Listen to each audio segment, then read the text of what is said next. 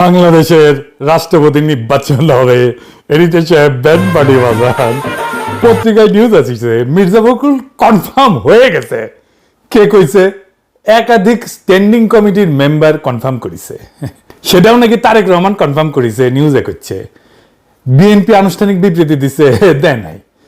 তারেক রহমানের উপরে তো স্ট্যান্ডিং কমিটি দায়িত্ব দিছে, 12 তারিখ আনুষ্ঠানিক ঘোষণা দিবে, এটা বিএনপি বলছে। আগে ঘোষণা আসুক, তারপরে প্রচার করেন। বিবিসি নিউজ করেছে কে হচ্ছে রাষ্ট্রপতি এটা শুধু প্রধানমন্ত্রী জানে, আর বাংলা মিডিয়া জেনে গেছে। বাংলা মিডিয়া গুলো মুখে আছে মির্জা ফখরুলের প্রেসিডেন্ট বানানোর জন্য। হয়তো তারেক রহমান এর মধ্যে ঠিক করে ফেলেছে, হয়তো হইতেও পারে যে মির্জা ফখরুলই ঠিক করেছে, কিন্তু এটা আপনি কনফার্ম হইতে পারেন না। তো বিএনপির মন্ত্রিসভায় কে আসতেছে এটা শপথ নেওয়ার আগে পর্যন্ত কেউ জানতো না, বিএনপিরও কেউ জানতো না। আর প্রেসিডেন্টের নাম জাইনে ফেললো, বাপরে তালে পড়ে এসে গেছে। অবাক লাগতেছে না? সংবাদ মাধ্যমগুলোর এই অতিরিক্ত উৎসাহ আরো বেশি সন্দেহের জন্ম দেয়। বিএনপি নমিনেশন পেপার কিনছে 2টা, মানে 2জন ক্যান্ডিডেট আছে তাদের। আমি একটা এপিসোড করেছিলাম, সেখানে দেখাইছিলাম যে দলের মধ্যে থেকে রাষ্ট্রপতি নির্বাচন না করে দলের বাইরে থেকে যদি বিএনপি সরকার রাষ্ট্রপতি নির্বাচন করতে চায়, তাহলে প্রফেসর ইউনূস একটা ভালো ক্যান্ডিডেট হইতে পারে। বিএনপির দলের মধ্যে কয়েকজন ক্যান্ডিডেট আছে, ভালো ক্যান্ডিডেট আছে, সকলেই ভালো। মির্জা ফখরুল আছে, মেজর হাফিজ আছে, নজরুল ইসলাম খান আছে। দলের মধ্যে থেকে বাঁচলে এর মধ্যেই হয়তো একজনকে বাঁচবে বিএনপি, এটা আমার বিশ্বাস। কাকে বাঁচতে পারে বিএনপি আসেন একটা আলাপ করে দেখতে পারে। এর পাশাপাশি জামাতের নমিনেশন দিছে একজনকে, এর মধ্যেই অলি আহমেদকে। এটা কেমন হইলো পলিটিক্যালি সেটাও আলাপ করা যাইতে পারে, কারণ রাষ্ট্রপতি পদটা আমাদের জন্য গুরুত্বপূর্ণ, আমাদের এটা আলোচনা করা দরকার আছে। আসেন আল্লাহর নামে শুরু করি।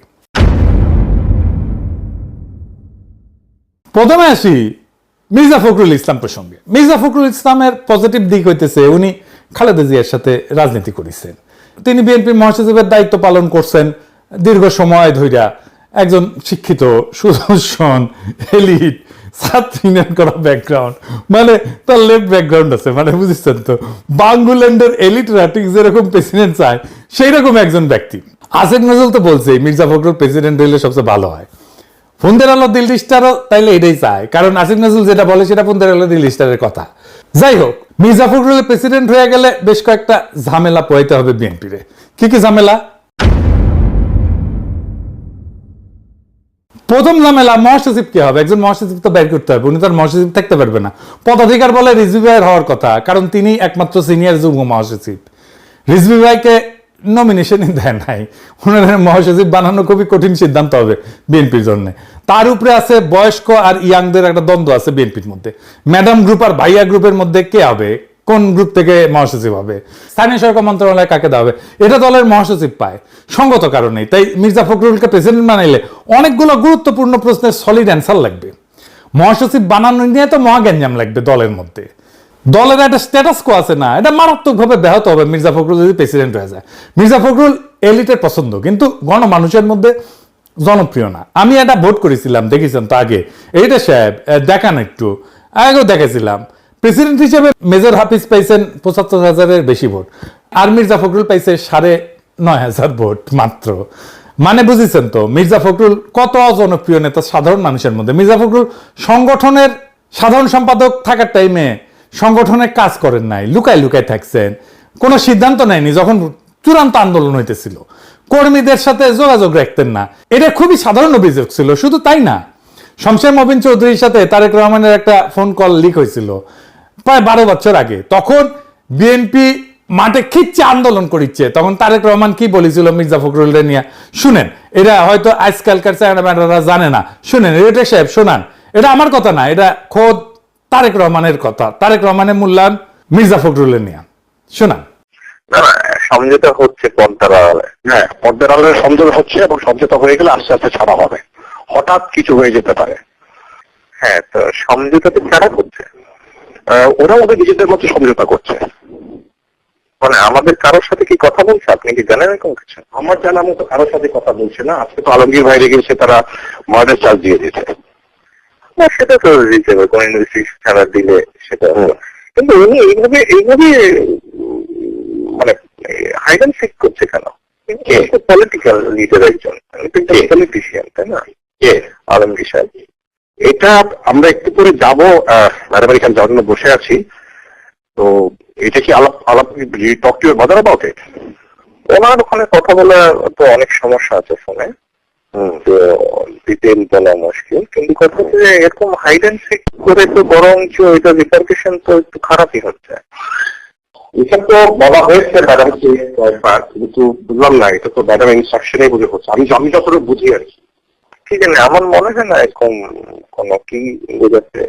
সে যদি পালিয়ে থাকে, সে আন্দোলনেও নেতৃত্ব দিতে পারবে না, কোন রকম কথা বলতে পারবে না, সে তো চুপ করে হাইড অ্যান্ড সিকই আছে, তো লাভটা কি হচ্ছে? রাজার আরো খারাপ হচ্ছে। তো ডিস্ট্রিক্টের নেতারা কর্মীরা ওরা মাল খাচ্ছে আর উনি পালিয়েছে, তো লাভটা কি হচ্ছে তাহলে? মানে এটার বেনিফিটটা কি হচ্ছে? কোনো বেনিফিটটা হচ্ছে না।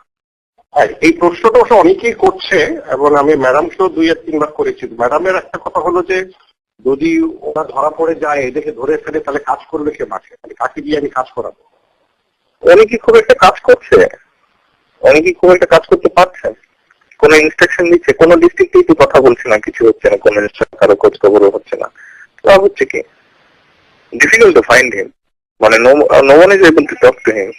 উনি যেই চার্জে আছে সেটার জন্য উনি যে ডিসিশন দিবে বা ইনস্ট্রাকশন দিবে সেগুলো তো হচ্ছে না। তো what's the use of hide and seek? শুনিছেন, এর বাইরেও একটা ব্যাপার আছে। প্রেসিডেন্ট পদটা একটা ফাদার লাইক ফিগার, এটা হইতে হয়, ঐক্যের প্রতীক হইতে হয়, এমন মানুষ হইতে হয় যারে বিরোধী দল আস্থায় নেবে। এই পজিশনটারই দরকার হয় সংকটের টাইমে। মির্জা ফখরুল তো বর্তমান বিরোধী দলের উপরে খড়গহস্ত। দেখেন, বলছে ভোট এলে জামাতের অস্তিত্বই থাকবে না, এনসিপি তো ভোটই পাবে না। হ্যাঁ, এটা অত্যন্ত আক্রমণাত্মক ভবিষ্যৎবাণী। তো উনি তো একটা ইউনিফাইং ফিগার হইতে পারেন না। এখন যদি বিএনপি বানাইতেই পারে, ওনার আর কিছু নাই দেখাইলাম। তারেক রহমানের যে মূল্যায়ন শুনেছেন ওটাই এনাফ। আওয়ামী লীগের জন্য তো ওনার মন কান্দে। উনি বলেন ধানের শীষ আওয়ামী লীগের পাশে আছে, নৌকার পাশে আছে, তাই না? শুনেন, এইটা সে আবার শুনেন। এখন আমাদের যারা এখানে নৌকা করতেন সারা বাংলাদেশে, তারা তো একটু অসহায় অবস্থায় আছে, যে আমাদের মূল লক্ষ্যে পড়ায় গেছে, আমরা এখন কি করবো? তো সেই জায়গায় আমি আপনাদেরকে এটুকু আশ্বাস দিতে পারি যে আপনাকে হতাশ হবেন না, ধানের শীষ আপনাদের পাশে আছে, আমরা আপনাদের পাশে আছি। আমরা বেঁচে থাকতে আপনাদের গায়ে কেউ ফুলের টোকাও দিতে পারবে না। শুনেছেন? শুধু তাই না, মুজিবের জন্য ওনার পরাণ কান্দে। দেখেন, আমার খুব খারাপ লেগেছে যখন আমি দেখেছি বিজয়ের শহরের সামনে শেখ মুজিবুর রহমানের যে মূর্তিটা ছিল, দেখি অসংখ্য মানুষ সেই মূর্তিকে দড়ি বেঁধে টেনে ইঁচড়ে ফেলে দিচ্ছে। খারাপ লেগেছে কেন? তিনি তো আমাদের নেতা ছিলেন, তাই না?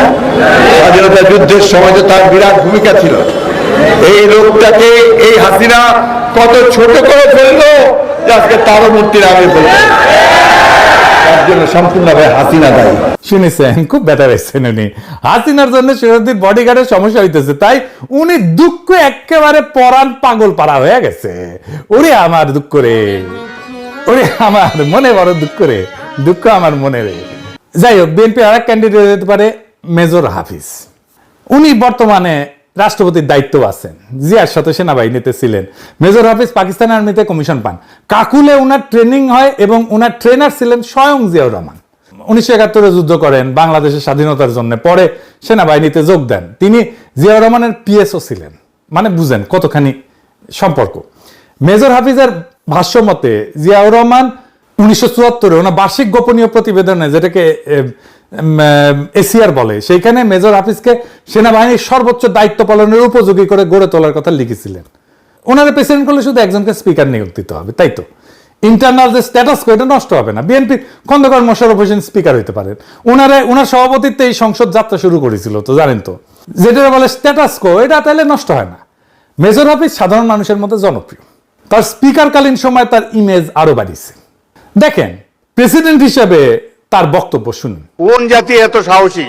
আমরা সেই জাতি, তাদেরকে নিয়ে আমরা গর্ববোধ করি। পৃথিবীতে অনেক রাষ্ট্র আছে, তাদের এরকম নাগরিক নাই যে উদ্ধত সঙ্গিনের সামনে দুহাত তুলি আবু সাইদের মতো দাঁড়াতে পারবে।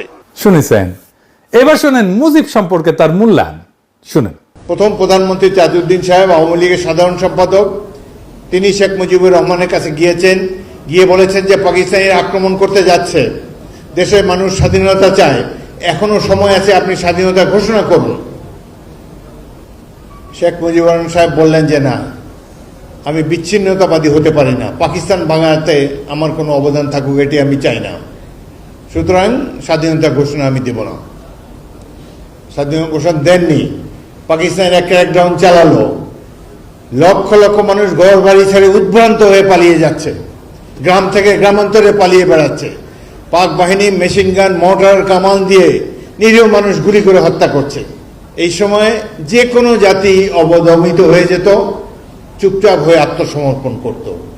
এমনই এক মহেন্দ্র ক্ষণে জনগণের পক্ষে মা বোনদের ইজ্জত রক্ষার জন্যে, দেশের মানুষের জীবন রক্ষার জন্যে বিপুল প্রতিরোধ গড়ে তুলেছে ইস্ট বেঙ্গল রেজিমেন্ট। এই সময় স্বাধীনতার ঘোষণা দিয়েছেন মেজর জিয়াউর রহমান। এটি হলো প্রকৃত সত্য। শুনিছেন, তার একটা অভিভাবক সুলভ ইমেজ দাঁড়ায় গেছে। বিরোধী দলের মধ্যে তার ইমেজ খুবই ভালো, খুবই পছন্দ করে। সংসদে তো সারি উনি যা দেন সেটা সরকারি দলের লোকদেরকেই দেন। এই যে দেখেন, পার্থরে ইসলামী ব্যাংক প্রসঙ্গে জারি দিছিল, কঠিন জারি দিছিল। হ্যাঁ, এটা উনি আপনার কাছ থেকে কেন জানতে চাইলেন? আপনি তো ইসলামী ব্যাংকের কিছু না। না, আমার আগের বক্তব্যে এই ব্যাপারটা ছিল, যেহেতু উনি রেফার করেছেন তাই, যে এটা একটা ভুল মেসেজ যায় আর কি। আমার ধারণা যে কেউ চাকরি করতে পারে ইসলামী ব্যাংকে, তবে যেহেতু ইসলামী ব্যাংকের কথা ইসলামের একটা অংশ এবং রিবাকে হারাম করা হয়েছে কোরআনে, আই এম শিওর যারা বোর্ডে বসবে তারা ইসলামিক ভ্যালুটা আপহোল্ড করবে, এবং আমার ধারণা ওখানে মনে হয় না কোনো নন মুসলিমের স্থান ওখানে থাকবে, আমার ধারণা যেটা। আমি লক্ষ্য করেছি এই সংসদে অনেক অনুমান নির্ভর কথাবার্তা হয়। বাবু গয়েশ্বরচন্দ্র রায় আপনাকে রেফার করার কোনো কিছুই না, আপনি ইসলামী ব্যাংকের কোনো কর্মকর্তা না, ইসলামী ব্যাংক সম্বন্ধে কোনো ধারণা নাই। এই ব্যাপারে ইসলামী ব্যাংকের গভর্নিং বডির কেউ যদি এখানে থাকে, উনি দাঁড়িয়ে হয়তো বলতে পারতেন, যার এই ব্যাংক পরিচালনা সম্পর্কে যার অভিজ্ঞতা আছে। আর যে বিষয়টা অত্যন্ত সেন্সিটিভ, এটা কমিউনাল ইস্যু এখানে রেজ করা হয়েছে। দেখেছেন হাসিনারে কি বলে? দেখেন, আসেন দেখেন, সেটা প্রেসিডেন্ট হয়ে বলতেছে, কিন্তু এইটা দেখেন, শুনেন। আমরা অপেক্ষা করে আছি, আসেন দেশে,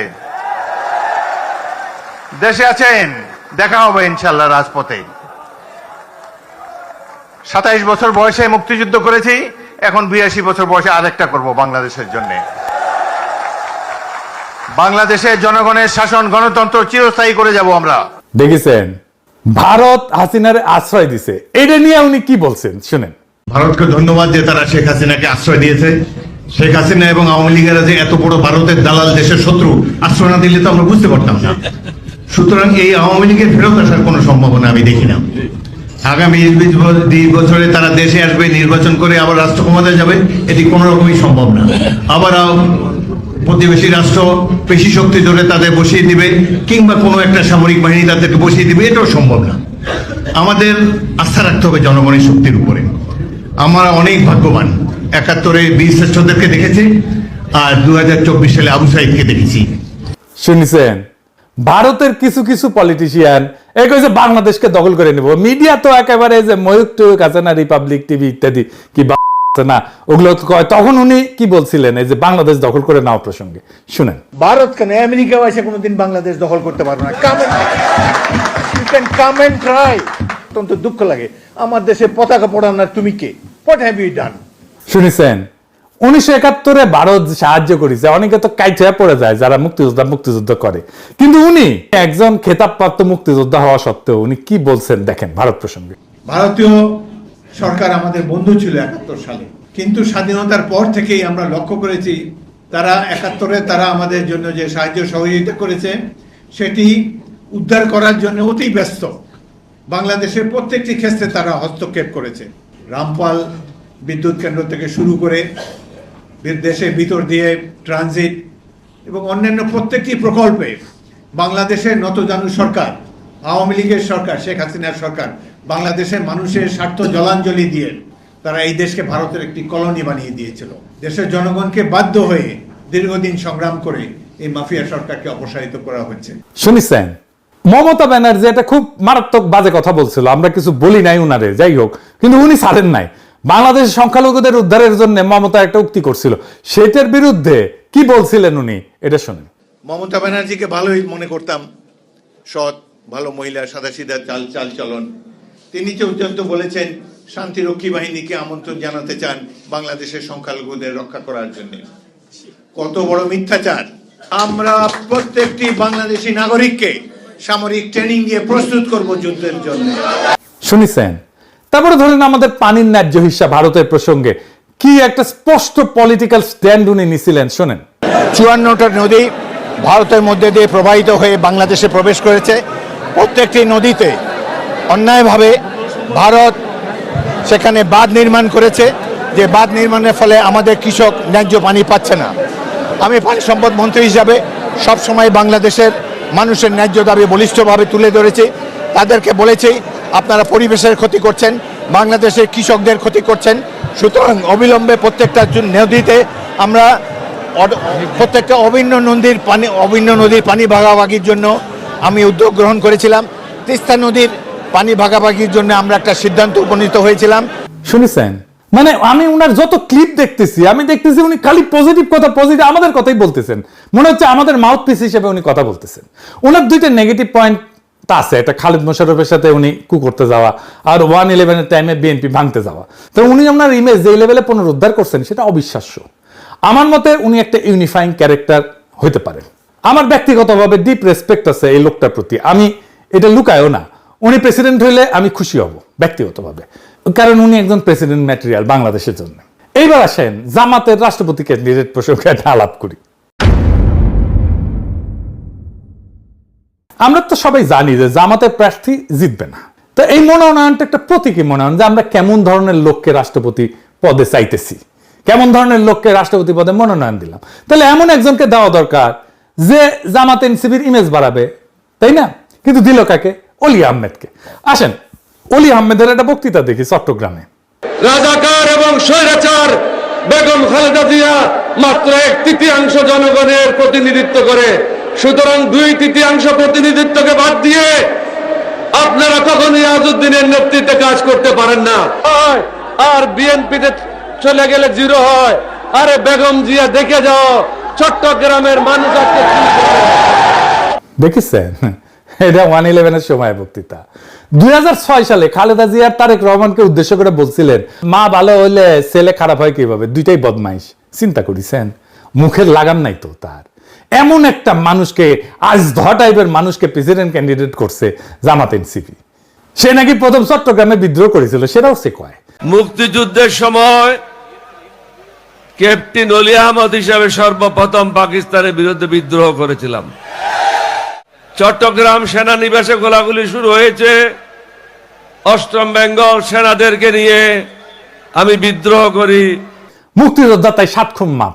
জামাতের 71 নিয়ে একটা হীনমন্যতা আছে, তাই মুক্তিযোদ্ধা দেখলে ক্যাট হয়ে পড়েছে। সাতক্ষীরা একটা মুক্তিযোদ্ধা এমপি কি পরিমাণে বেইজ্জত হইল না, তাও শিক্ষা হয় নাই ওদের। তারা যদি একজন নন পার্টিজান কাউরে নমিনেশন দিত, তাহলে সেটা পলিটিক্যালি ইউজ করতে পারতো। ধরেন সে যদি দিলারা আপারে দিত, তাহলে পরে নারী নেতৃত্ব নিয়ে প্রশ্ন করলে বলতে পারতো, আরে আমরা তো আমাদের প্রেসিডেন্ট ক্যান্ডিডেট করছিলাম একজন নারীকে, আপনারা কি বলেন এই সমস্ত কথা। নন পার্টিজান কাউরে করলে বিএনপির উপরে একটা চাপ সৃষ্টি হইতো, যে বিএনপিও তাহলে একটা নন পার্টিজান কাউরে নমিনেশন দিক। কইতো যে দেখো আমরা তো দলের কাউরে দেই নাই, তোমরা কেন দাও না, তোমরা দলের বাইরে দাও। বদিউল আলম মজুমদার করতে পারতো, মাহমুদুর রহমানের করতে পারতো।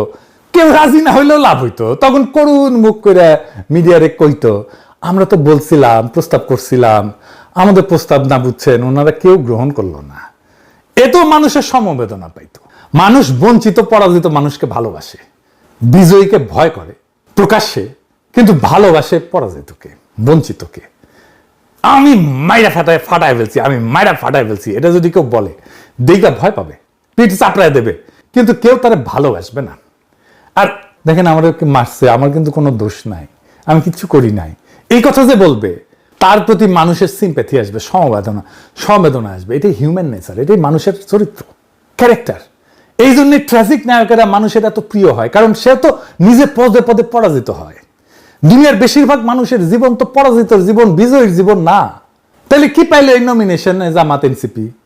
আজকে একজন ফোন দিছে, ফোন দিয়ে কইতেছে যে, আমি নাম বলি না কারণ আপনারা সবাই তারা চেনেন, কইতেছে আপনি তো পোলাপানদের নষ্ট করছেন। আমি কইলাম কেমনে নষ্ট করছি? কয় যে হাসনাত আব্দুল্লাহরে কইছেন জোরাম নামদানি। আমি কইলাম তো তাই তো বলবো, তরুণদের উৎসাহ দেয় তো বুড়াদের কাজ। একজন তরুণ যদি কাজ করে আনে যেটা একেবারে ট্র্যাশ, কিছুই হয় নাই, বালচাল হয়েছে, তো আমি কি বলবো যে কি বালটা করে আনছো? তা তো বলবো না, বলবো ভালোই করছো, অনেক পরিশ্রম করছো, আসো আমরা দেখি একসাথে কিভাবে এটাকে ইমপ্রুভ করা যায়, তাই তো? এটা তো আমাদের কাজ। আমি সেই ভূমিকায় পালন করি, নানাভাবে উপদেশ দেই, পরামর্শ দেই, চেষ্টা করছি, আমি উৎসাহ দিছি, সমর্থন দিছি। তারা নেয় নাই সেটা তাদের ব্যাপার, এখন এর দায় তো আমার না। যাই হোক, আর একদিন পরে আমাদের সমস্ত অপেক্ষার অবসান হবে, দেখা যাক কাকে আমরা রাষ্ট্রপতি হিসাবে পাই। আমাদের পরবর্তী নির্বাচন তত্ত্বাবধায়ক সরকারের অধীনে হবে এবং রাষ্ট্রপতির একটা ক্রুশিয়াল ভূমিকা থাকবে, এটা আসতেছে, সেজন্য এই পদটা আমাদের জন্য গুরুত্বপূর্ণ। তাই এই পদে কে আসবে সেটা আমাদের জন্য জানা জরুরি, আলাপ করা জরুরি, সব দিক বুঝে দেখা জরুরি। ইনকিলাব জিন্দাবাদ, আজাদি জিন্দাবাদ।